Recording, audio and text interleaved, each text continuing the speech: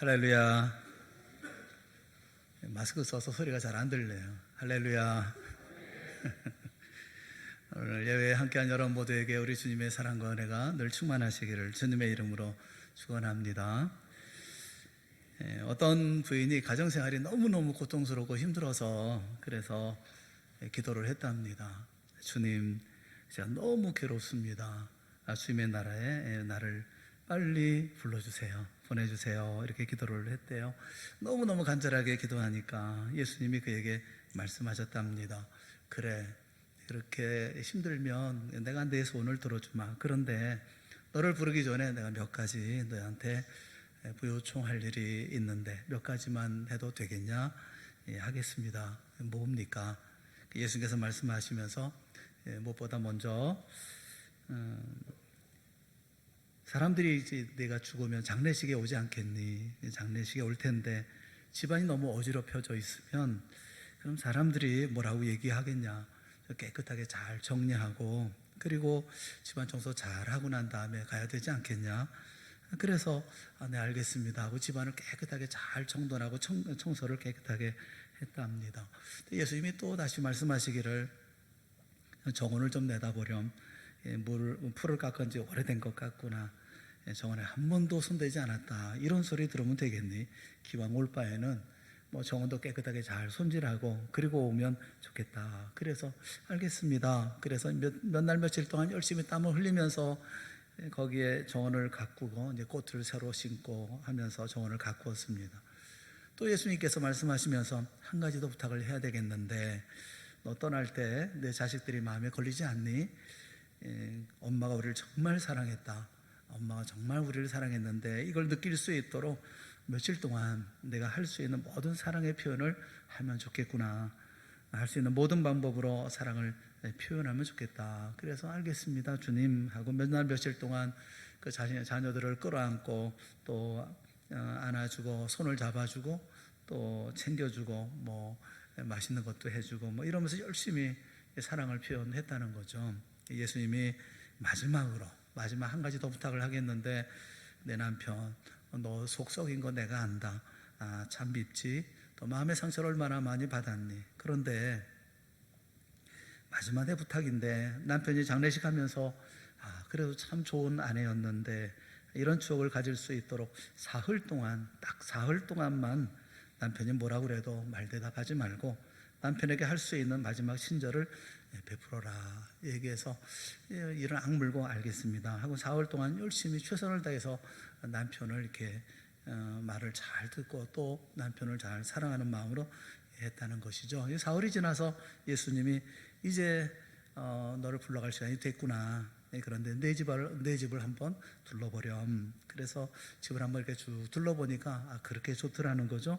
잘 정돈된 정원에서는 꽃이 피어 있었고 아름답게 꽃이 피어 있고 또 집안도 말끔하게 청소가 되어져 있었고 또 실로 오랜만에 자녀들의 얼굴에서 웃음꽃이 피우는 것을 보았습니다.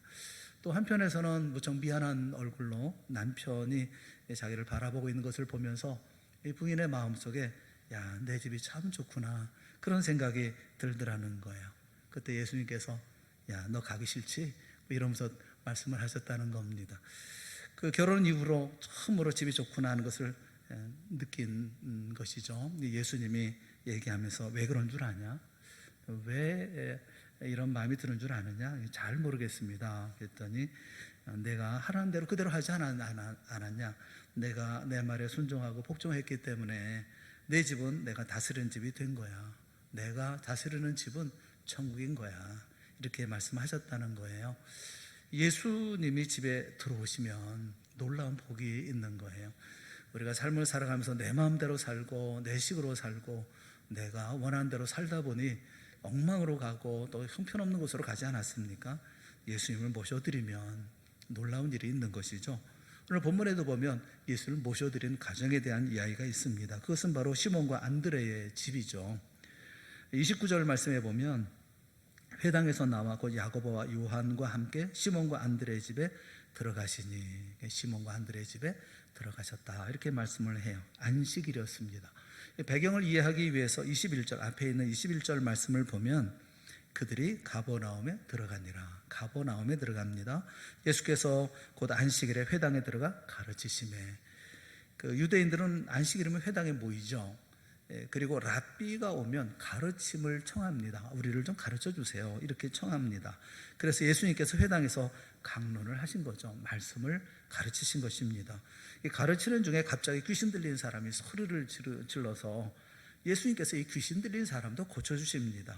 크게 꾸짖으시면서 잠잠하고 그 사람에게서 나오라 말씀하셔서 더러운 귀신이 경련을 일으키고 큰 소리를 지르고 그리고 나아갑니다. 그리고 회당에서 나오셔서 야고보와 요한과 함께 시몬과 안드레 집에 들어가셨다, 이렇게 말씀하고 있는 거예요. 성지순례를 이제 이스라엘 성지순례를 하면 갈릴리를 꼭 가게 되어지는데, 그러면 가버나움이라는 마을을 방문하게 됩니다. 근데 거기 옛 회당의 터전 위에 회당을 짓고 거기서 멀지 않은 곳에 시몬의 집이라는 집터가 있다고 그래요. 정말 가깝다 그래요. 멀지 않다 그럽니다. 그러니까 예수님께서 회당에서 가르치시고 귀신을 쫓아내시고, 그러니까 예수님이 참 피곤하시겠다, 아마 시몬은, 베드로는 생각을 했던 것 같습니다. 그래서 베드로 생각에, 선생님 저희 집이 여기 가까운데 잠깐 가서 좀 쉬시죠, 좀 쉬셨다 가시죠, 이렇게 초대를 했을 것이라는 생각을 해요. 아마 자기 부인하고 의논하지 않았지만 예수님 모시고 가면 아내도 무척 기뻐할 것이고 또 장모님도 많이 기뻐하실 거다, 이렇게 생각을 했던 것이죠. 또 아마도 베드로의 장모는 음식 솜씨도 뛰어나지 않았을까 싶어요. 그러니까 목사님 예수님 모시고 가서 그래서 잘 대접도 하겠다는 그런 생각도 좀 들지 않았을까 싶습니다. 시몬은 아내를 무척 사랑한 사람이었던 것 같습니다. 예수님의 제자들이 많이 있지만 그 가운데 베드로는 늘 자기 아내를 데리고 전도 여행을 다닌 그런 사람이거든요. 바울 서신에 보면 사도 바울도 그런 얘기를 해요. 우리가 게바처럼, 그러니까 베드로처럼 아내를 데리고 다닐 권리가 없겠냐. 그러니까 베드로는 늘 이렇게 아내를 데리고 이렇게 함께 전도 여행을 다니곤 했었던 것 같습니다. 그래서 아내를 사랑하니까 아내의 어머니인 장모님도 모시고 있었던 것 같습니다. 아마도 예수님을 모시고 갈 때는 장모님이 아프시지 않았을 가능성이 커요. 대접을 해야 되니까. 그런데 집에 들어서니까 장모님이 누워 계시는 겁니다. 베드로가 얼마나 당황스럽겠습니까? 의외의 사태에 직면하게 되어진 것이죠. 그래서 미안해서 베드로는 아무 소리도 못했던 것 같습니다. 여기 그 말씀에 보면 장모님을 고쳐달라고 말하는 사람은 베드로가 아닙니다. 베드로가 고쳐주세요 이렇게 말씀한 게 아니에요. 누가 베드로의 장모를 고쳐달라고 말합니까? 이 30절 말씀을 좀 보죠. 30절 말씀을 다 같이 한번 읽어봅시다. 시작. 사람들이 곧 그 여자에 대하여 예수께 여짜오니, 누가 말했습니까? 사람들이 이렇게 해서 이 집에서 예수님의 역사가 일어났던 것이죠. 사랑하는 여러분, 예수님이 들어가시는 모든 집에선 항상 역사가 일어나는 줄 믿습니다. 그 역사는 언제나 좋은 일이에요. 제가 이 사실을 서두에 먼저 강조하는 이유가 뭐냐면, 베드로의 집에서 일어났던 이 사건, 이 동일한 사건이 우리 집에도 일어날 수 있다는 사실을 말씀드리기 위해서 그렇습니다. 예수님이 우리 집에 들어오시면, 시몬 베드로의 집에 들어가셨을 때 일어났던 일련의 사건들, 이 놀라운 사건, 이 축복의 사건, 이 동일한 사건이 오늘 우리 집에도 일어날 수 있다라는 그런 기대를 가지고 말씀을 보자는 것입니다. 어떤 사건이 일어났던 것일까요? 몇 가지 사건이 있는데, 첫째는 문제가 해결되는 사건입니다. 예수님께서 우리 집에 오시면 첫째, 문제가 해결이 됩니다. 산다, 우리가 살아간다 라고 얘기하잖아요. 산다는 게 뭡니까? 문제와 더불어 산다는 겁니다. 문제 없는 인생 없잖아요. 문제 없는 가정이 있을까요? 언제나 문제는 있어요. 어떤 인생도 문제로부터 자유로울 수 있는 그런 사람은 아무도 없고 그런 가정도 아무데도 없습니다. 지난 주일이었습니다. 10일, 지난 주일날 인천의 팔복교회와 온사랑교회에 확진자가 그 예배드렸다는, 와서 예배드렸다고 하는 거, 여러분은 다 이미 알고 있는 그런 사실이죠. 그런데 검사를 했을 때 그 가운데 단 한 사람도 양성 반응이 나오지 않았다고 하지 않습니까? 그 얘기를 들으면 740명, 두 교회 합쳐서 740명 정도가 검사를 했는데 양성 반응이 하나도 나오지 않았다. 이건 참 감사한 일이죠. 근데 그 10일 날 왔다 갔다는 거예요. 제 처가 식구가 팔복교회를 다니고 있습니다. 지난 화요일 날 그 장인 어른이 몸이 좀 좋지 않아서 병원에 가서 이제 진료를 받으셨어요. 진료를 받고 제가 저녁에 처가를 방문했습니다. 그 장인 어른이 이렇게 몸이 불편해서 또 병원에 가서 진료를 받고 했으니 또 가서 또 문안도 해야 되겠고 또 상황도 좀 알아야 되겠고 또 상의도 할 겸 해서 처가를 방문했지요. 그런데 다음날 새벽에, 수요일 날 새벽에 그 팔복교인들 모두에게 코로나 검사를 받으라고 하는 문자가 왔다는 거예요. 그 사실을 저한테 전화를 해줬어요. 수요일 날 새벽에. 굉장히 당황스러웠습니다. 수요일, 그러니까 저는 아무것도 모르는 상황 속에서 만나게 됐고 또 같이 밥도 먹고 그랬는데 수요일 날 아침에, 그러니 당장 큰일 났잖아요. 새벽부터 여기저기 이제 병원에 전화하고 방역센터에 전화하고 이렇게 전화를 했습니다. 저는 검사를 받아야 되겠다는 생각이 좀 들어서 이것저것 전화를 했어요. 가장 신뢰가 가는 것이 광명보건소였기 때문에 광명보건소에 제가 이제 전화하고 그리고 제가 가서 검사를 받아야 되겠습니다. 이렇게 얘기하면서 쭉 상황을 설명을 했어요. 설명했는데 그분들이 쭉 얘기를 듣고서 저에게 저는 검사 대상이 아니다 이렇게 말씀을 하시더라고요. 저는 3차 접촉자이기 때문에 그래서 2차 접촉자를 먼저 검사하고 그러니까 엄밀하게 얘기하면 제가 4차가 되는 거죠. 거기 학생이 왔는데 그 2차 접촉자고 교인들은 3차 접촉자고 제가 그분들과 만나서 4차 접촉자가 되는 그런 식이 되는 거죠. 그래서 저는 검사 대상이 아니라는 거예요. 먼저 이 식구들을 먼저 검사하고 저와 만났던 사람이 양성이라면 그러면 다시 그때 검사를 받아야 된다는 거죠. 일단 그 검사 결과 나올 때까지 이제 자가격리하고 계시면 되겠습니다. 이렇게 얘기를 하시더라고요. 그래서 그 수요일, 목요일 검사 결과 나올 때까지 그 목요일 날 밤늦게 이 검사 결과가 이제 와서 그때 알았습니다만 양 이틀 동안 꼼짝을 못 하고 있었습니다. 꼬박집에 갇혀서 뭐 한 발짝도 밖으로 나갈 수가 없었어요. 집에서도 마스크 쓰고 있고 또 여러 가지 그 어려운 부분들이 많이 있더라고요. 뭐 가게를 나갈 수가 있나요? 뭐 어떻게 할 수가 있나요? 방법이 하나도 없고 그냥 집에서 머물러 있어야만 했었어요. 그런데 다행히 식구 모두가 음성으로 나와서 그래서 하마터면 오늘 예배 못 드릴 뻔했으면 저도 어쩌면 뭐 한 2주간 격리하고 있어야 됐었을지도 모르겠어요. 그런데 음성으로 나왔고 그래서 저는 뭐 거기에 큰 문제가 없다 이렇게 말씀해 주셔서 그래서 예배 드리는데 큰 문제 없이 이렇게 나올 수가 있었어요. 뭐 제가 문제를 만든 거 없습니다. 제가 문제를 일으키지 않았습니다. 제가 무슨 문제 때문에 뭐 그 문제를 제가 몰고 다니고 그런 것도 아닌데 어떤 문제 속에 제가 휘말려 들어간 느낌인 거예요. 그 지난 그 수요일, 목요일 꼼짝도 못하고 뭐 아무것도 아무런 준비 없이 그냥 집안에 갇혀 있어야 되니 얼마나 갑갑하고 얼마나 힘든지 모르겠어요. 얼마나 또 불안한지 또 나름 굉장히 조심을 했는데 성도들에게 또 교육자가 그러면 안 되지 않겠어요? 굉장히 그래서 어디 가고 그러는 거 전부 다 조심하고 그랬었는데 아니 이렇게 될 수가 있나? 이런 생각이 들더라고요. 여러분 우리가 살아가는 삶이 내가 피한다고 되는 게 아니더라고요. 문제는 날 찾아오는 거지 내가 문제를 만드는 게 아니더라고요. 산다고 하는 것은 문제와 더불어 살아가는 거예요. 문제가 도처에서 우리를 기다리고 있어요. 그래서 그 문제 속에 휘말려 들어갑니다. 어떤 분들은 자꾸 바꾸려고 하고 피하려고 하는데 피해서 되는 문제가 아니거든요. 어떤 분은 남편을 바꿔서 해결하려고 하고 어떤 분은 아내를 바꾸면 될 줄로 알고 어떤 분은 직장 바꾸면 될 줄 아는데 여러분 그렇지 않습니다. 이건 해결이라고 볼 수가 없어요. 어떤 분들은 교회 생활하다가 조금 봉사에 어려운 일이 생기면 바꿔볼까 뭐 이렇게 생각하는데 그 해결이 아닙니다. 피하는 것은 언제나 해결일 수가 없어요. 승리라고 하는 것은 승리는 피하는 데 있는 것이 아니라 부딪혀 극복하는 데 승리가 있는 거예요. 부딪혀 극복해 나갈 수 있어야 되거든요. 그래야 그 가운데 승리를 이루어질 수가 있는 것이거든요. 우리가 예수 믿고 구원받고 하나님의 사람이고 하지만 그럼에도 불구하고 사랑하는 여러분 그리스도인의 삶에는 아직도 문제가 존재하죠. 하지만 우리는 넌크리스찬과 다른 하나가 있어요. 그 다른 하나가 뭡니까? 그것은 우리는 문제 해결자를 모시고 살고 있다는 거예요. 문제를 해결할 수 있는 분이 나와 함께 있다는 사실입니다. 전능하신 하나님, 그리고 전지하신 하나님, 모든 것을 이기시고 모든 것을 감당할 수 있는 하나님, 그 예수님이 우리와 함께 있다고 하는 것은 얼마나 놀라운 축복입니까? 저는 그 믿지 않는 분들을 생각할 때마다 좀 측은한 마음이 많이 들어요.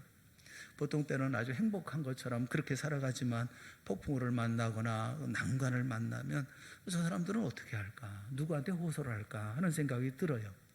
대부분 믿지 않는 사람들은 자기를 믿고 살지 않습니까?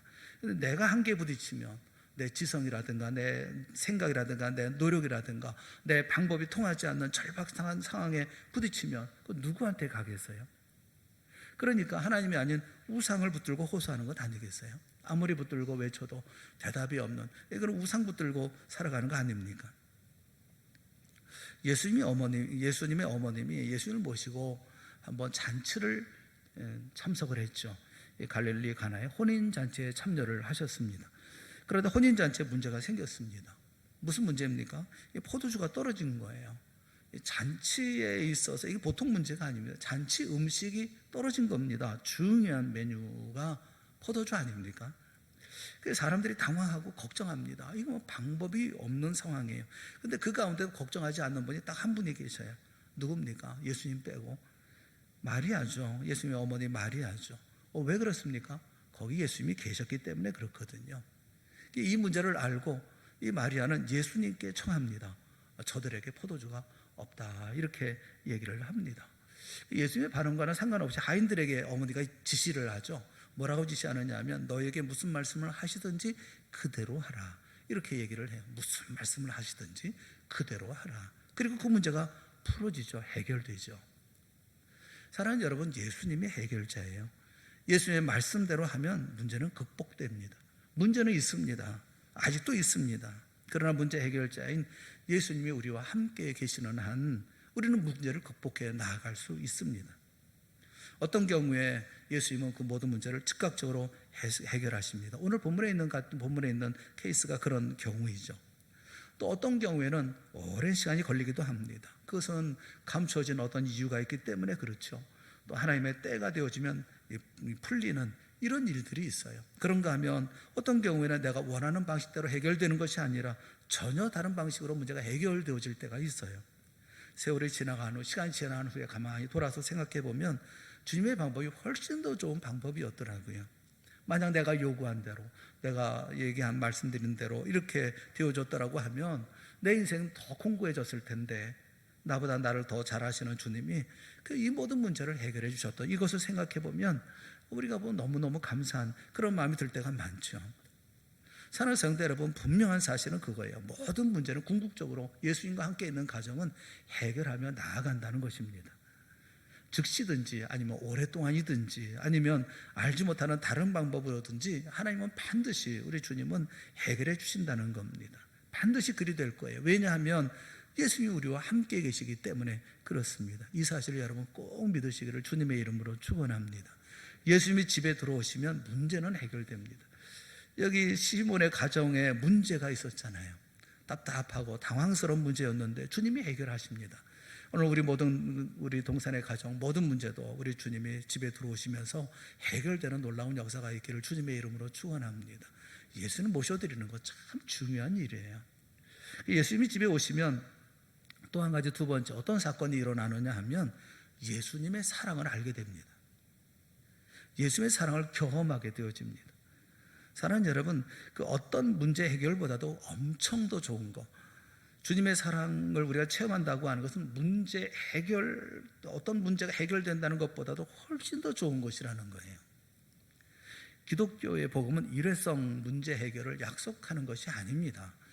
사람들이 무당한테 찾아가잖아요. 무당한테 찾아가서 얘기하는 것은 문제 해결을 위해서 가는 것이죠. 무당하고 교제하고 무슨 또 만남을 갖고 살아하고 그러려고 가는 거 아니잖아요. 문제가 생기면 푸닥거리하고 그래서 문제만 해결되면 땡, 끝이 아닙니까? 일회성 문제 해결을 바랄 뿐이죠. 그런데 여러분, 예수님은 그렇지 않아요. 예수님은 일회성 문제 해결을 약속하는 분이 아닙니다. 예수님은 그보다 더 중요한 영원한 관계 속으로 우리를 초청해 나가십니다. 수고하고 무거운 짐지자들아 다 내게로 오라. 그래서 내가 모든 문제를 해결해 줄게. 그렇게 말씀하십니까? 그렇게 말씀하지 않으셔요. 수고하고 무거운 짐지자들아 다 내게로 오라. 내가 너희를 쉬게 하리라. 그렇게 말씀하고 계시죠. 예수님은 깊은 관계를 갖기를 원하십니다. 그러니까 우리가 기도할 때, 문제 해결을 구할 때 문제도 해결됩니다. 안 된다는 게 아니에요. 문제도 해결됩니다. 하지만 더 중요한 것이 뭐냐면 문제를 해결하시는 그리스도를 만나고 그리스도를 경험하게 되어진다는 거예요. 그분이 얼마나 놀라운 분이시고 그분이 얼마나 위대한 분이시고 그분이 얼마나 나를 사랑하시는 분인가 하는 것을 경험하게 되어진다는 겁니다. 그래서 주님과 나 사이의 영원한 사랑의 관계가 만들어지게 되어지는 거죠. 이게 더 큰 복이라는 거예요. 여러분의 가정에 예수님과의 큰 사랑의 깊은 관계가 이루어질 수 있기를 주님의 이름으로 축원합니다. 이게 정말 중요한 거거든요. 문제 해결보다 훨씬 중요한 것은 주님과의 사랑을 우리 가족 모두가 다 뼈저리게 느끼는 거예요. 오늘 본문에 예수님이 시몬의 장모를 치유하는 장면을 보면 대단히 흥미롭죠. 31절 말씀에 보면 나아가사 그 손을 잡아 일으키시니 열병이 떠나고 여자가 그들에게 수종드니라. 이 말씀을 보면 예수님이 시몬의 장모의 손을 잡아 일으키십니다. 그러니까 아파 누워있던 시몬의 장모의 손을 잡고 일어날지어다, 이렇게 잡아 일으키신 것일까? 똑같은 사건을 기록하고 있는 것이 마태복음 8장이에요. 8장 15절 말씀에 보면 뭐라고 말씀하고 계시느냐 하면 한번 같이 읽어봅시다. 같이 시작. 그의 손을 만지시니 열병이 떠나가고 일어나서 예수께 수종들더라. 똑같은 사건입니다. 그런데 마태는 어떻게 말씀하고 있느냐 하면 그의 손을 만지셨다, 이렇게 말씀하고 있어요. 여기 만진다고 하는 하프토라고 하는 이 말은 매우 부드럽고 섬세한 만짐을 얘기를 합니다.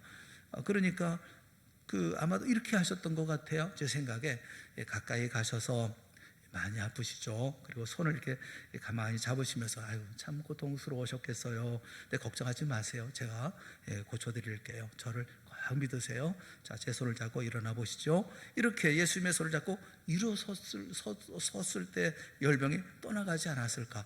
저는 그런 생각이 들더라고요.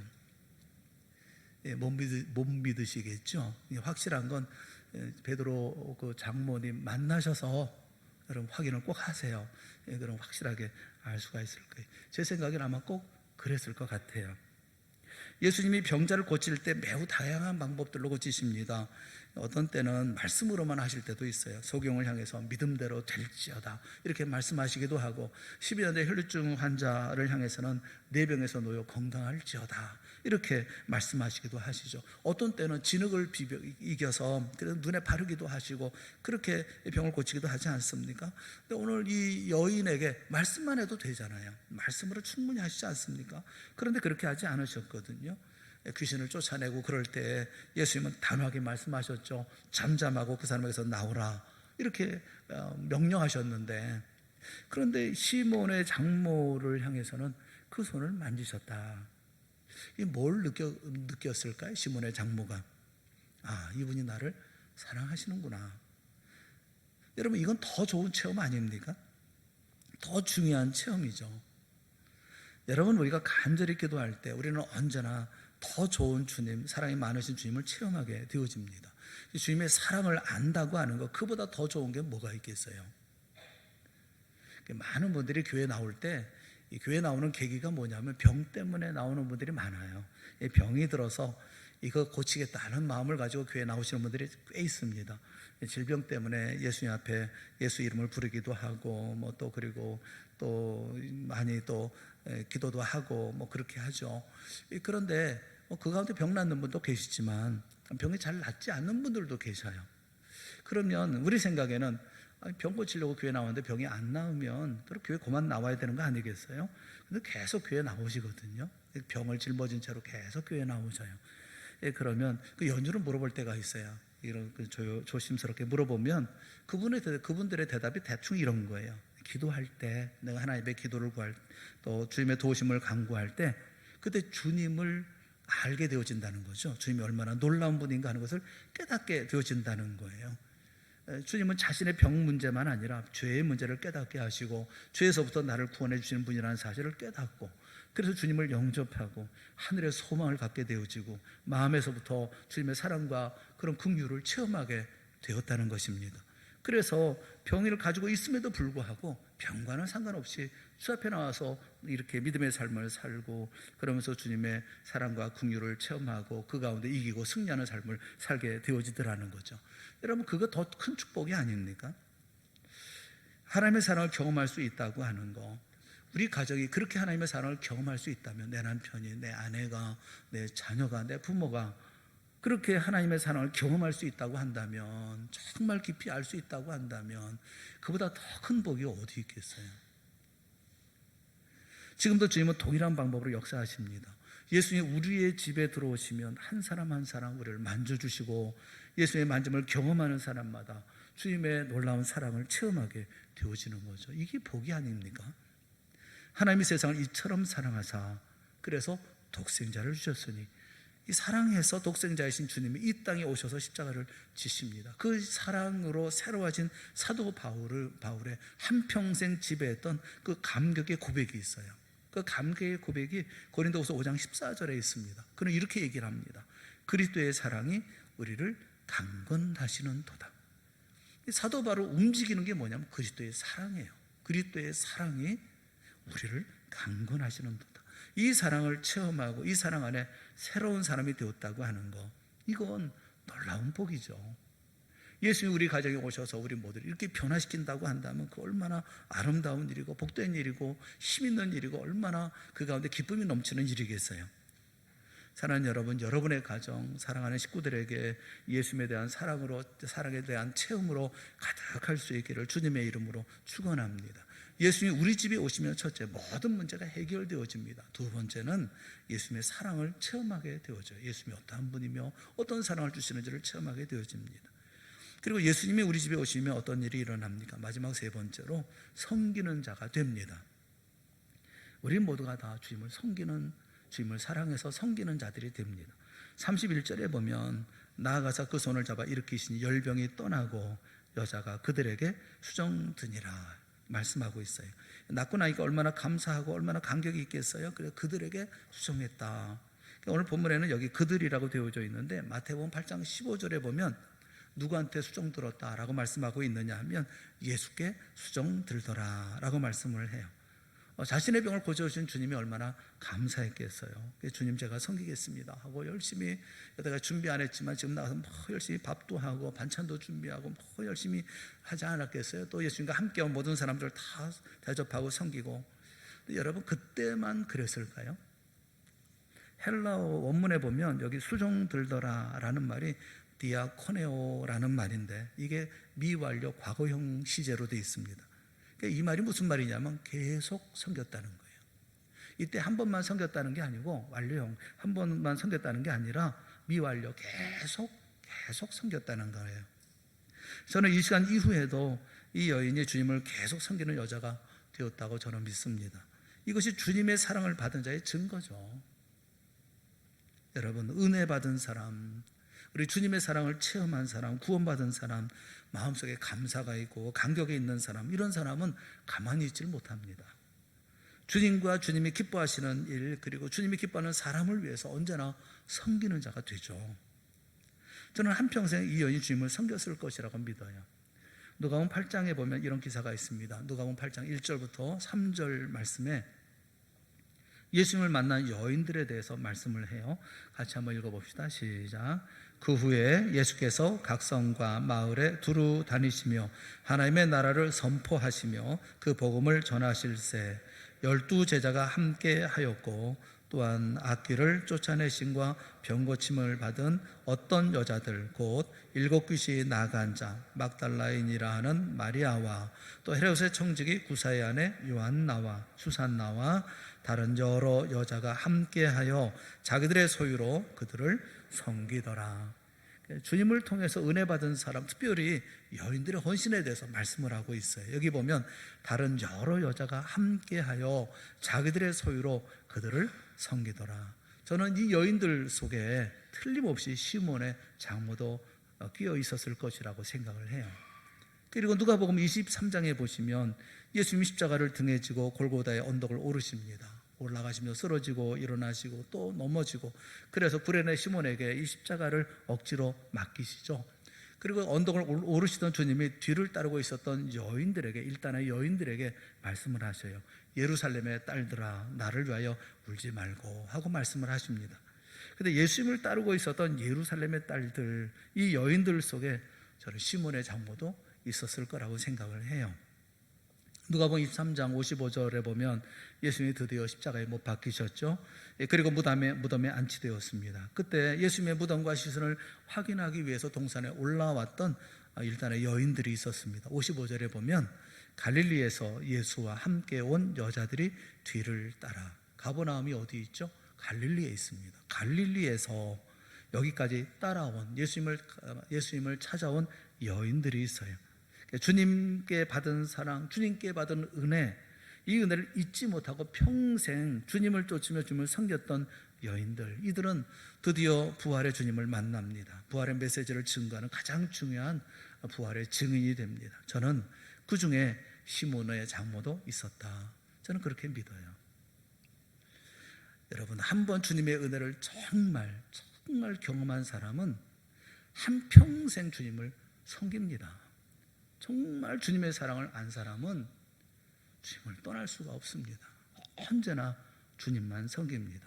아무도 그들을 막을 수가 없어요.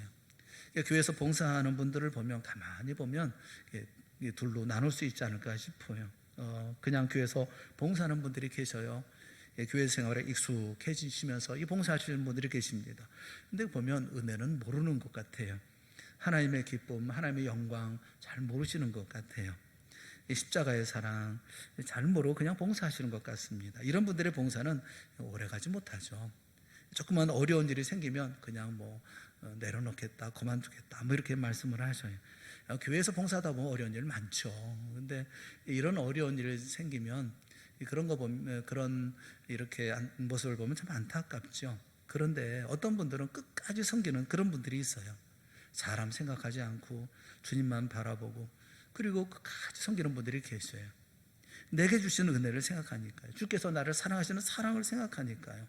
주께서 내게 베푸셨던 모든 은총을 생각하고 섬기면서 봉사합니다. 평생 변함없이 주님을 섬기는 그런 분들이 계셔요.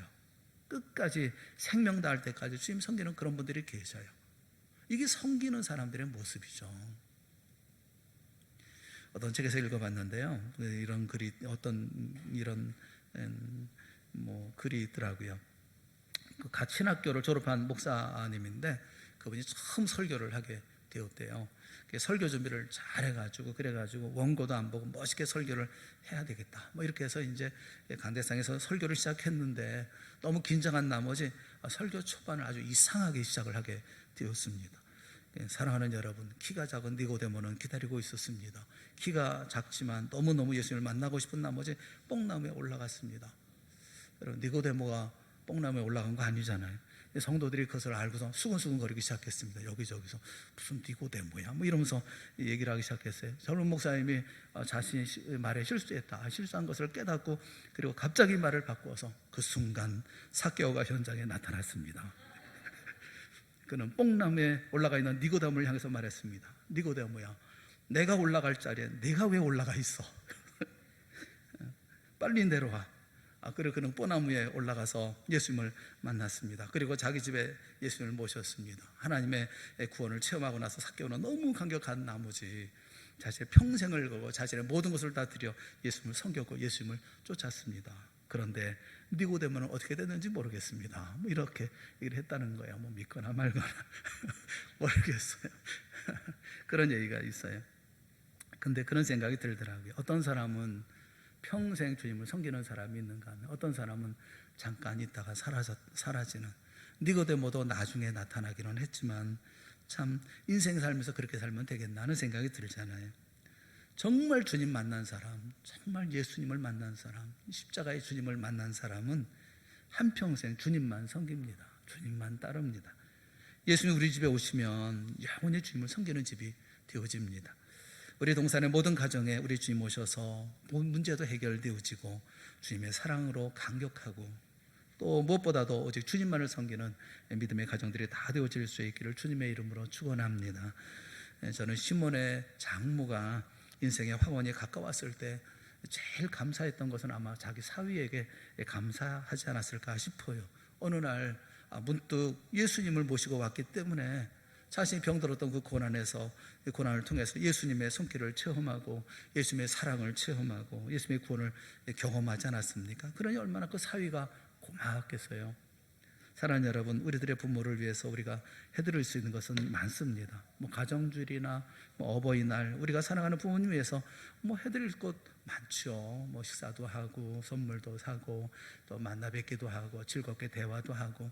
그런데 여러분, 우리가 한들 얼마나 하겠어요? 우리가 그분들 곁에서 함께 동행해 드린들 어디까지 함께 갈 수가 있겠습니까? 사랑하는 여러분, 우리 부모님이 죽음의 다리를 건너갈 때 아무도 같이 동행할 사람 없습니다. 그러나 만일 우리의 사랑하는 어머니, 우리 사랑하는 아버지, 우리 부모님께 예수 그리스도를 소개한다면 그분들은 예수님을 붙잡고 그리고 예수님의 인도를 받아 죽음의 다리를 건너서 영광 속에 들어가지 않겠습니까? 이보다 더 놀라운 효도가 어디 있겠어요? 부모님 여러분, 우리 사랑하는 자녀들을 위해서 어느 부모님들 최선을 다해서 자식들에게 해주고 싶지 않은 부모가 어디 있겠습니까? 그러나 자식들에게 아무리 사랑과 친절을 베푼다 하더라도 끝까지 자녀를 붙들어 둘 수는 없잖아요. 그들은 결국 부모의 곁을 떠나갑니다. 걱정해도 소용없고 아무것도 할 수가 없습니다. 하지만 여러분, 여러분의 자녀들에게 예수 그리스도를 소개하고 이 그리스도를 만날 수 있도록 해준다면, 그러면 부모의 손길이 미치지 않을 때, 부모가 아무것도 해줄 수 없을 때 그들은 내가 소개해준 예수 그리스도, 우리의 구원의 주님, 전능하신 하나님이시고 구세주이신 예수 그리스도를 붙잡고 그들은 승리하며 나가지 않겠어요? 부모가 자녀를 위해서 해줄 수 있는 최대 것이 있다고 한다면 예수님을 소개해 주는 것입니다. 자식들이 부모를 위해서 해드릴 수 있는 최대의 효도가 있다면 예수님 만날 수 있도록 해드리는 거죠. 예수님은 우리 부모의 손을 잡고 인생의 황혼에 이르기까지 평온과 그리고 여유와 그 평강 속에, 안식 속에 살다가 하늘나라 들어가실 것이고, 우리는 사랑하는 부모님을 천국으로 인도하신 주님 앞에서 또 사랑하는 부모를 또 만나게 되지 않겠습니까? 예수님 우리 집에 오시면 이런 기적이 일어나고 이런 구원의 역사가 일어나는 것이죠. 내 사랑하는 남편, 내 사랑하는 아내, 내가 사랑하는 부모님, 내가 사랑하는 자녀, 예수님을 집에 함께 모셔드림으로 예수님의 손 붙들고 인생에서 승리하는, 이 세상의 거친 비바람과 강약 속에서 승리할 수 있는 그런 우리 가정이 되어야 되지 않겠습니까? 다시 한번 예수님을 바라보고 주님이여 내 가정에 오시옵소서, 우리의 심령 속에 오시옵소서, 우리의 삶 속에 오시옵소서, 문제도 해결해 주시옵소서. 그러나 무엇보다도 그 사랑을 내가 경험하고 평생 주님을 모시고 섬기며 살아가는 내가 되게 하시고 우리 부부가 되게 하시고 우리 가정이 되게 하여 주시옵소서. 기도하고 이렇게 하나님의 나라 만들어가는 여러분 모두가 다 되어질 수 있기를 주님의 이름으로 축원합니다. 함께 기도하겠습니다. 사랑의 하나님 아버지, 우리에게 은혜를 베풀어 주시기를 원합니다. 사랑하는 남편에게, 사랑하는 아내에게, 우리 부모에게 혹은 우리 자녀들에게 하나님 은혜 베풀어 주셔서 저들에게 예수님 그 마음속에 찾아와 주셔서 말씀하시고 사랑을 베풀어 주시옵시고 느끼고 경험하게 하여 주시옵시고, 나처럼 주님 앞에 평생 헌신하고 주님 사랑하며 살아가는 우리 온 가족이 다 되어질 수 있도록 은혜 베풀어 주시옵소서. 힘들고 어려운 시기라 할지라도 주님께서 우리 동산의 가정들마다 찾아가셔서 주님으로 소망 갖게 하여 주시옵시고, 주님으로 용기 얻게 하여 주시옵시고, 주님으로 내일을 향해 달려갈 수 있는 우리 동산의 모든 가정들이 다 되어질 수 있도록 큰 복으로 채워 주시옵소서. 예수님의 이름으로 기도드리옵나이다. 아멘. 우리 다 같이 자리에서